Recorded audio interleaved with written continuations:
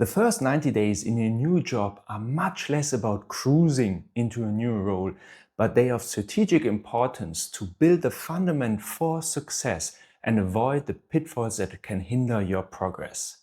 My name is Manuel Marcel Moronov, and I have been living and working in 7 different countries around the world. I have had many job transitions, many new bosses, and what always helped me to get settled is a framework based on Michael D. Watkins' book, The First 90 Days.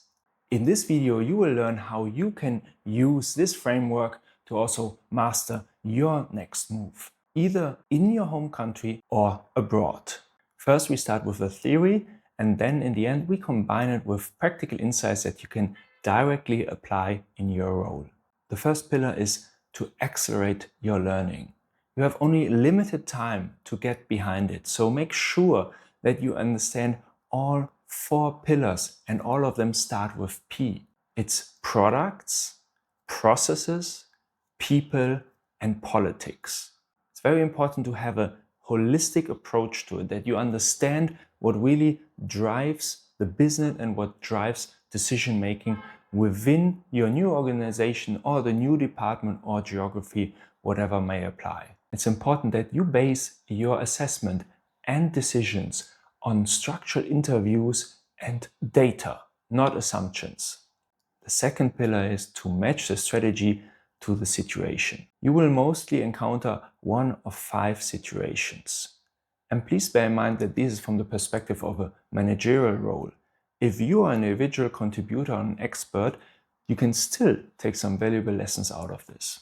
The first one is startup, where your mandate is to build something from the ground up. The second one is a turnaround situation, where things are very dire and hard action is required to keep the ship from sinking. The third one is accelerated growth. So before we had the startup, and now this is a scale-up situation, where the first foundation is laid and now your mandate is to build on that. The fourth situation is realignment. Here the organization has strong pockets of success, but at the same time there's something boiling up in the medium to distant future. And it's very important to anticipate these and to prepare the organization through change management to be able to still be successful in the future.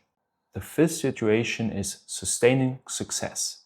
It's a very successful business that you're stepping in and that you then continue the success in the future.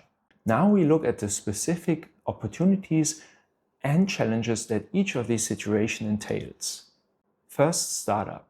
The opportunity is that you have a blank canvas that you can paint, you can build, you can shape which products you will push in the market. You can shape how you build up the team, which culture you implement, which processes you build up. The challenge is that often you start as a one-man show. You have limited resources. You have no framework how to operate. So it's a really entrepreneurial spirit that is required. The second situation is a turnaround situation. The opportunity is that most of the stake and shareholders know that action is required. So everybody is prepared for something coming up. And you also have the opportunity to show fast, small successes. Since the situation is so bad, if you can bring in something good already in the beginning, you will be perceived as somebody who can drive change. And also third parties might be more open to come a step forward to you because they do not want to see your company go bankrupt, and you could leverage on that. The challenge, of course, is that you have to act fast and very determined. So hard and painful cuts are necessary. So you have to bring in the required change, and you have to bring it in a very short time. This is very demanding, can be very challenging situation. The third situation, accelerated growth.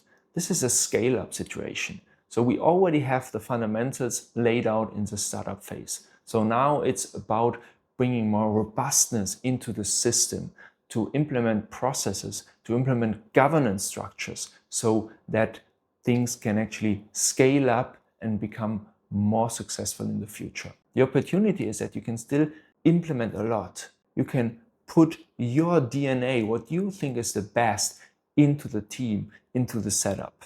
The challenge is that, of course, now a new skill set is required. It's a bit more about processes, bringing orderliness into the situation. Your team, which might have a lot of autonomy, might feel at some point caged. And it's important to keep that entrepreneurial spirit within yourself as well as the team, but still have more robustness into systems. So it's really a balancing act. The fourth situation is realignment. The opportunity here is that you have strong pockets of success within the organization and that you have people who are usually motivated and happy and they want to keep that success. On the challenge side, it's all about change management.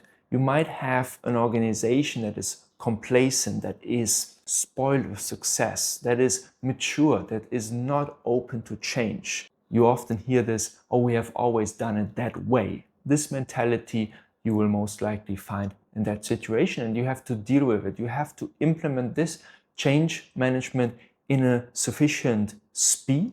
At the same time, you have to carry your team along. And the fifth situation is a sustaining success. The opportunity is, of course, is that things are good, so you can build on that. The challenge is that you will always be compared, most likely, to a very successful predecessor.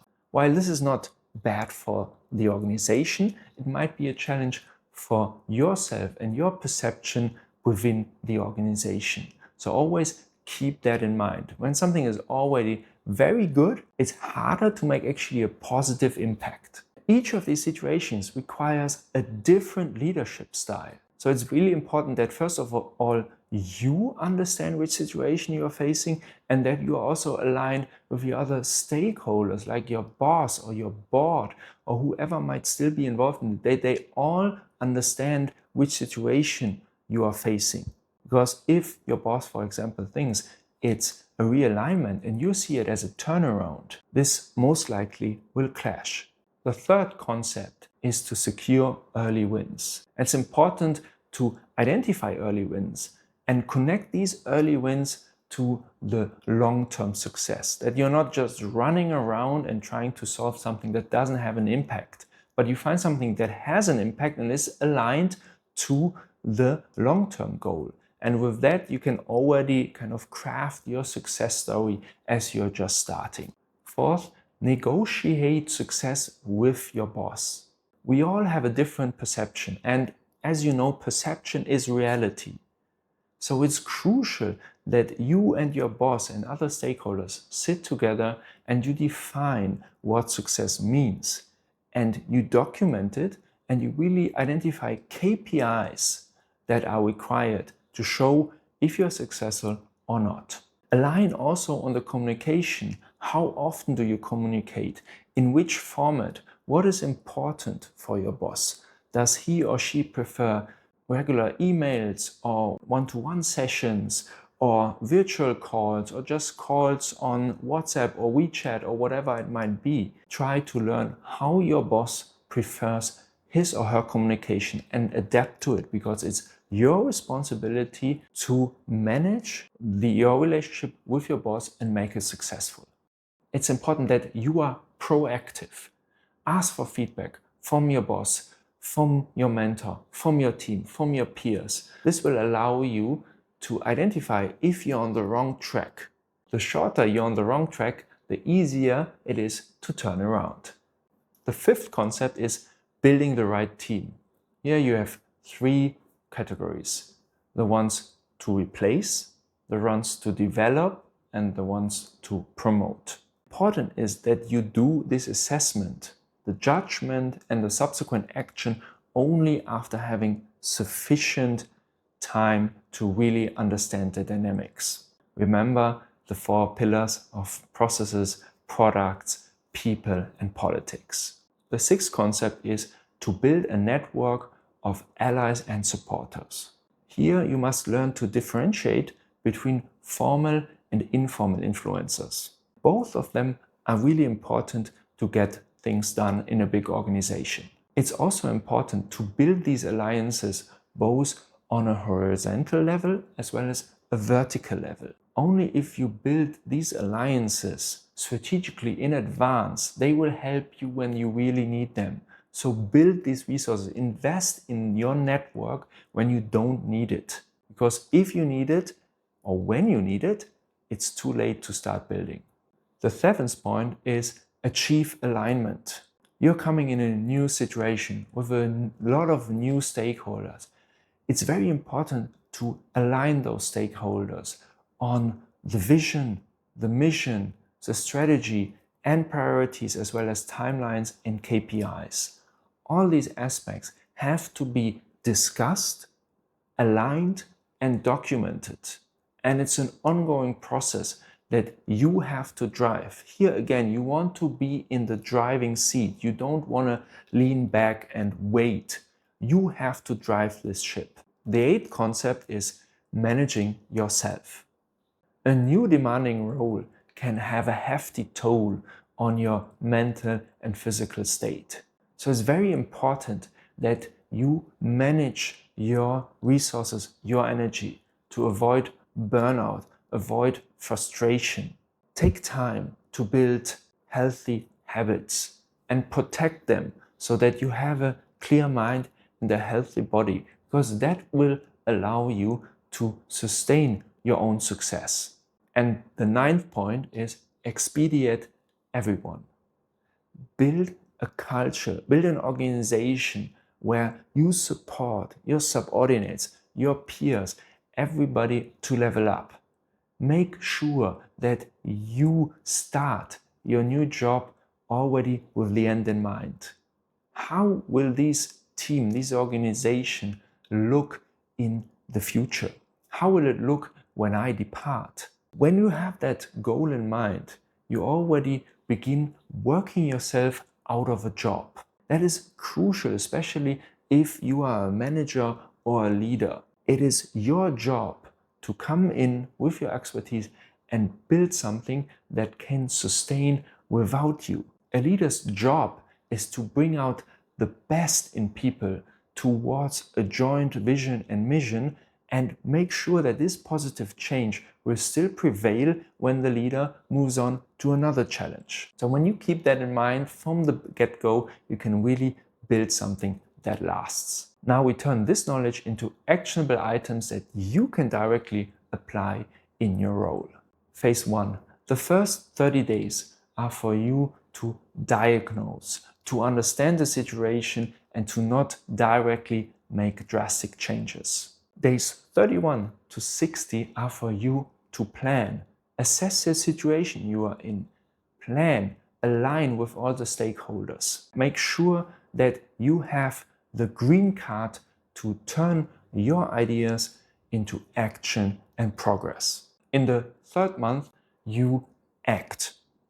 You implement your changes and you drive the first success. Of course, this timeline always have to be considered in the situation you are in.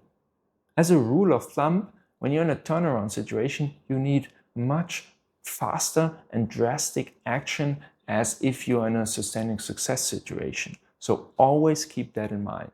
To facilitate your transition into a new role, I have created a template that you can freely use to master your first 90 days. Here you can align and document important aspects across the 30, 60, and 90-day timeline regarding priorities, goals, milestones, outputs, as well as alignment with your manager.